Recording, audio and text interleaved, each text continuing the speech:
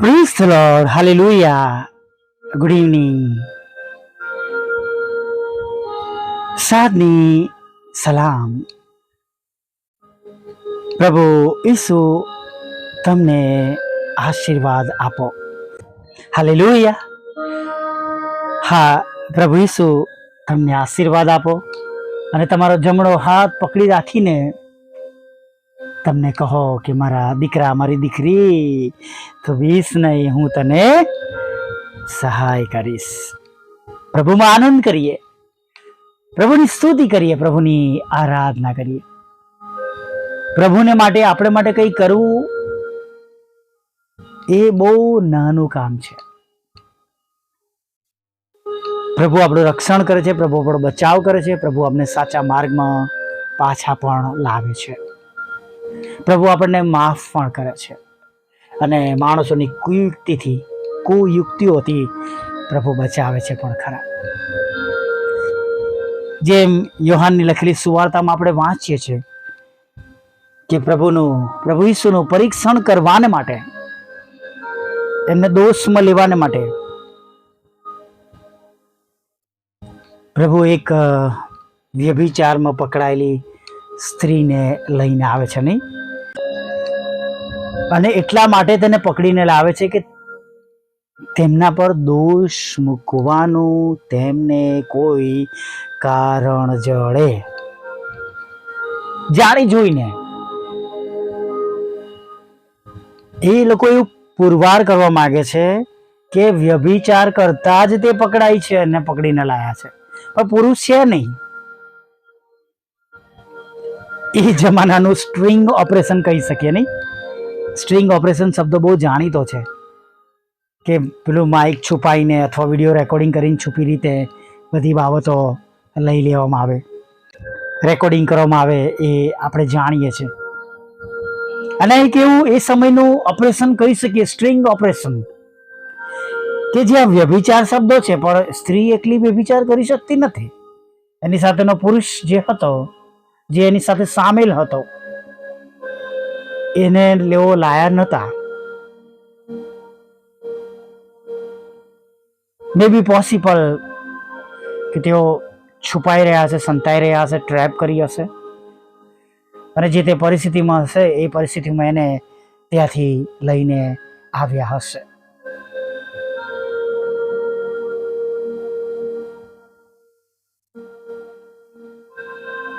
તેમને કોઈ સ્ત્રી પ્રત્યે નફરત કે લાગણી અથવા કોઈ બીજી બાબતો ન હતી,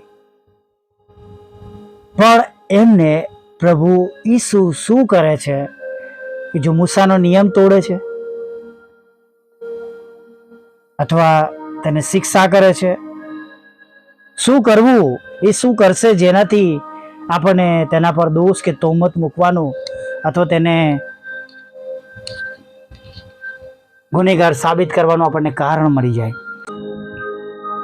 બહુ ગજબની બાબત છે. તમે એને જેટલી વાંચશો ને એટલી વાર તમને એમાંથી કંઈક નવું જાણવા અને શીખવા મળશે.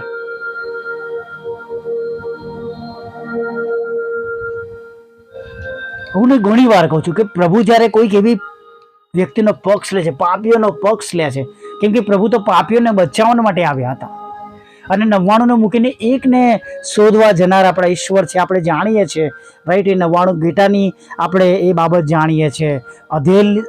અધેલ ખોઈ જાય છે, આપણે એ જાણીએ છીએ નહીં. અને એમ પ્રભુ એક વ્યક્તિનો પણ નાશ ન થાય એના માટે પ્રભુ પ્રયત્ન કરતા રહે છે, અને જેના માટે એમણે વધસ્તંભ પર તમારા અને મારા માટે તેમનો પોતાનો જીવ આપ્યો. કોઈનો નાશ ના થાય, દરેકનો બચાવ થાય. અને અહીંયા આગળ પ્રભુ એક એવી બાબત કરે છે કે આખું ટોળું વિખરાઈ જાય છે. પથ્થર મારનારાઓ પથ્થર મૂકીને નાસી જાય છે, ચાલ્યા જાય છે. પ્રભુના શરણે જોઈએ છે ને ત્યારે પથ્થર મારનારાઓ પણ જતા રહે છે નહીં. હાલેલુયા. ચોક્કસ એ સ્ત્રીને લાવવામાં આવી હતી, પણ અત્યારે પ્રભુની પાગળ છે.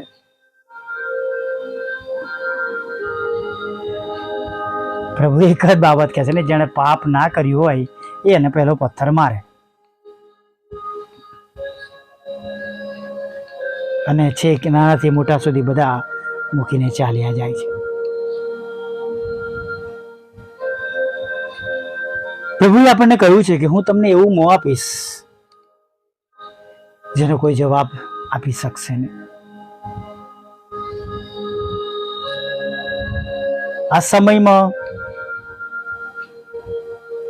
આપણે માટે પણ ઘણી બધી એવી બાબતો છે.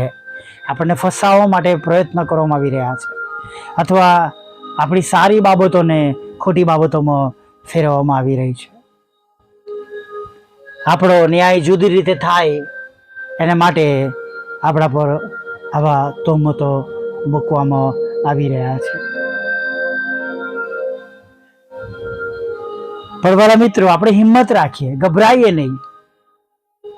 અરે માટે જાણે પ્રભુ કહે છે કે હું યહોવા તારો ઈશ્વર તારા જમણા હાથને પકડી રાખી તને કહું છું કે તું બીસ નહીં, હું તને સહાય કરીશ. આપણે પ્રભુનો હાથ ના છોડી દઈએ વાલા મિત્રો, પ્રભુની પાછળ ચાલવાનું છોડી ના દઈએ.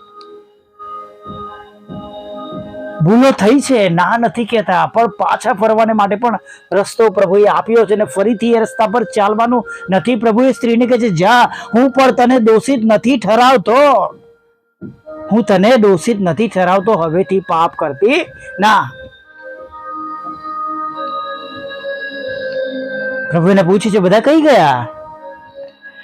કેવો ગજબનું એ સમયમાં એ દ્રશ્ય હશે નહીં? એ મંદિરમાં એ પ્રભુનો સંદેશ આપતા હતા, બોધ આપતા હતા, અને ત્યાં આગળ આંગણામાં પથ્થર પર લખી છે એવું લખ્યું છે નહીં? તમે જો 2-3 ટ્રાન્સલેશન વાંચો તો તમને વધારે ગમશે. હિન્દી, ઇંગ્લિશ, ગુજરાતી અને એના જુદા જુદા ટ્રાન્સલેશન્સ, એડિશન્સ વાંચશો તો તમને ઘણું બધું પ્રભુ શીખવાડશે, બતાવશે, સમજાવશે.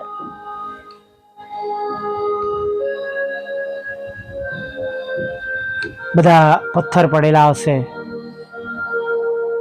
સ્ત્રી પ્રભુના ચરણો આગળ હશે, વચ્ચે હશે, અને બધા એને મૂકીને ત્યાંથી ચાલ્યા ગયા છે. આપણે જાણતા નથી કે વ્યક્તિ પણ એ ટોળામાં હશે કે જે તેની સાથે વ્યભિચાર કરતો હશે, અથવા ઘણા બધા એવા લોકો પણ હશે કે જેની સાથે તેમણે વ્યભિચાર કર્યો હશે. કેમ કે આ તો ટ્રેપ હતી, એને ફસાવવાના માટે આ સ્ત્રીને, કે જેના દ્વારા પ્રભુ પર દોષ મૂકવાનું તેમને કારણ મળે. આજે પણ એવું ઘણું બધું બની રહ્યું છે કે તમારા અને મારા પર દોષ મૂકવાના માટે, તમને મને ફસાવવાના માટે ઘણા બધા પ્રયત્નો ચાલી રહ્યા છે. આપણી આસપાસ એવું વાતાવરણ છે, આપણને ઉકસાવવાના માટે, લડાઈ ઝઘડો કરવાના માટે ઘણી બધી બાબતો બની રહી છે. પણ તમે અને હું યાદ રાખીએ કે તમે અને હું તો પ્રભુ ઈસુના લોહીમાં ખરદાયેલા છે, અને માટે હંમેશા પ્રભુના બાળકો તરીકે આપણે પ્રેઝન્ટ આપણા પ્રભુને કરીએ, અને આપણા જીવનોને આપણે એવી રીતના પ્રેઝન્ટ કરીએ એટલા માટે કે બીજાઓ જાણે, આપણામાં તેમને ખ્રિસ્તની, પ્રભુ ઈસુની ઓળખાણ મળે.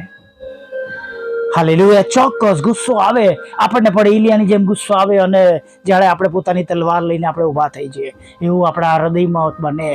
ગુસ્સો આવે, પણ વાલા મિત્રો, પ્રભુએ આપણને માફ કરવાનું શીખવાડે છે. પ્રભુ કહે છે તેઓ શું કરે છે તેઓ તે જાણતા નથી. અને આપણે પણ એ જ બાબતો પકડી રાખીએ, પ્રભુએ જે શીખવી છે, અને આજે સાંજે આપણે આગળ વધીએ. હાલેલુયા. પ્રાર્થનામાં ભાગ લઈએ વાલા મિત્રો, અને સગડું પ્રભુને સોંપી દઈએ, અને જુઓ પ્રભુ આપણી સહાય અને મદદ કરનાર આપણી સાથે છે. ભલા પ્રભુ, અમે તમારી સ્તુતિ કરીએ છીએ અને તમારો પુષ્કળ આભાર માનીએ છીએ. ફરીને એકવાર પ્રભુ દિવસના અંતે, દિવસની નમતી વેળાએ પ્રભુ તમારું પવિત્ર અને રૂડું નામ લેવાને માટે તમે આ સુંદર સમય આપ્યો છે, અને પ્રભુ તમે મોટી કૃપા કરી છે, અમારા પર દયા કરી છે. ત્યારે પ્રભુ અમે તમારો પુષ્કળ આભાર માનીએ છીએ. અરે પ્રભુ આભાર માનતા, સ્તુતિ કરતા, આરાધના કરતા, પ્રભુ તમારો આભાર માનતા, પ્રભુ આખા દિવસની સંભાળને માટે, કાળજીને માટે આભાર માનતા અમે તમારા ચરણોમાં નમી જઈએ છીએ. અને પ્રભુ તમે ઘણી બધી જગ્યાએ અમને બચાવો છો, પ્રભુ રક્ષણ કરો છો, અમારો પક્ષ લો છો, તેના માટે અમે તમારો પુષ્કળ આભાર માનીએ છીએ. પ્રભુ અમારા શત્રુઓ પ્રભુ અમને દોષિત ઠરાવવાને માટે પ્રભુ ઘણા પ્રયત્નો કરે છે, પ્રભુ ઘણી એવી જાળો ગૂંથે છે પ્રભુ, પણ યશાયા 54:17 પ્રમાણે પ્રભુ તમે બધું તોડી નાખો છો, તેને માટે અમે તમારો પુષ્કળ આભાર માનીએ છીએ. પ્રભુ તમારામાં અમે હજી વૃદ્ધિ પામીએ અને વધારે મજબૂત બનીએ એવું તમે થવા દો પ્રભુ. ઘણા આત્માઓ જીતી શકીએ તેના માટે પણ તમે અમને તૈયાર કરજો તેવી પ્રાર્થના કરીએ છીએ પ્રભુ. પ્રાર્થના કરતા એવા લોકો માટે માંગીએ છીએ પ્રભુ જેઓ આજે બળહીન થયા છે, જેઓને આજે હમણાં અત્યારે રાઈટ નાવ તત્કાળ ઇમિડિયેટ પ્રભુ તમારી જરૂર છે પ્રભુ. તેમના ઘરના ભંડારો ખાલી છે પ્રભુ, તેમના બાળકોની આગળ પીરસવાના માટે તેમની પાસે કંઈ નથી. ફરીને એકવાર પ્રભુ તમને આ અરજ કરે છે, તમે જાણો છો પ્રભુ અમે કોના માટે આ બાબતો કરી છે. તેમના બાળકો બીમાર છે પ્રભુ, દવાખાને લઈ જવાના તેમની પાસે નાણાં નથી પ્રભુ પિતા, તેમની પાસે કોઈ આવકનું સાધન નથી પ્રભુ. અને પ્રભુ મેં તમને વિનંતી કરીએ છીએ પ્રભુ એવા લોકો પોતાના શરીરથી તંદુરસ્ત થાય પ્રભુ પિતા, તેમના પોતાના શરીરમાંથી બીમારીઓ દૂર થાય, તેઓ સાજા ભલા તંદુરસ્ત પ્રભુ બને પ્રભુ પિતા. તેમના બાળકો, તેમના દીકરા દીકરીઓ પ્રભુ તંદુરસ્ત બને પ્રભુ. જે તે ઉંમતો એમના પર મૂકવામાં આવે છે તો ઉંમતો દૂર કરો પ્રભુ પિતા. તેમને સારી જોબ આપો પ્રભુ પિતા, આવકનું સાધન પૂરું પાડો. અને પ્રભુ જે મદદને માટે પ્રભુ તેઓ તમારી આગળ નમેલા છે પ્રભુ, એ મદદ પ્રભુ તમે એમને પૂરી પાડો પ્રભુ. અન્ન પૂરું પાડો પ્રભુ, નાણાકીય આશીર્વાદ આપો પ્રભુ પિતા. અને પ્રભુ તેમના ઘરમાં તમારો પ્રેમ, આનંદ અને શાંતિ આપો. અને દરેક એવી અયોગ્ય બાબતો પ્રભુ જે તેમને તકલીફ આપી રહી છે, હેરાન કરી રહી છે પ્રભુ, એ સર્વ પ્રભુ ઈસુના નામમાં નાશ પામે તેવી અમે પ્રાર્થના કરીએ છીએ પ્રભુ. હા પ્રભુઓના પ્રભુ, રાજાઓના રાજા તમારી આગળ નમ્યા છે ત્યારે પ્રભુ તમારા વચન પર ભરોસો કરતા, વિશ્વાસ કરતા પ્રભુ ઘણા બધા લોકો આ વચન સાંભળે અને પ્રભુ તમારું નામ તેઓ જાણે, તેમના જીવનનો બદલાવ પામે. એના માટે અમે તમને વિનંતી કરીએ છીએ કે એની વચ્ચેની રૂકાવટો, અંતરાયો પ્રભુ તમે દૂર કરજો પ્રભુ. જે બાબતો બની રહી છે, જે બાબતો થઈ રહી છે પ્રભુ, પણ તમારું વચન કહે છે તમારે તો શાંત રહેવાનું છે, ત્યારે પ્રભુ અમે બધી બાબતો જાણીને પણ શાંત રહીએ છીએ કે પ્રભુ તમે આજે ને તો કાલે એની બધી મુશ્કેલીઓ દૂર કરશો, એની મધ્યની તમામ મુશ્કેલીઓ દૂર કરશો. અને વચન પ્રભુ ઘણા બધા લોકોનો આત્મા જીતશે, ઘણા બધા લોકોને નાશમાં જતાં બચાવવામાં આવશે એવું તમે થવા દેજો.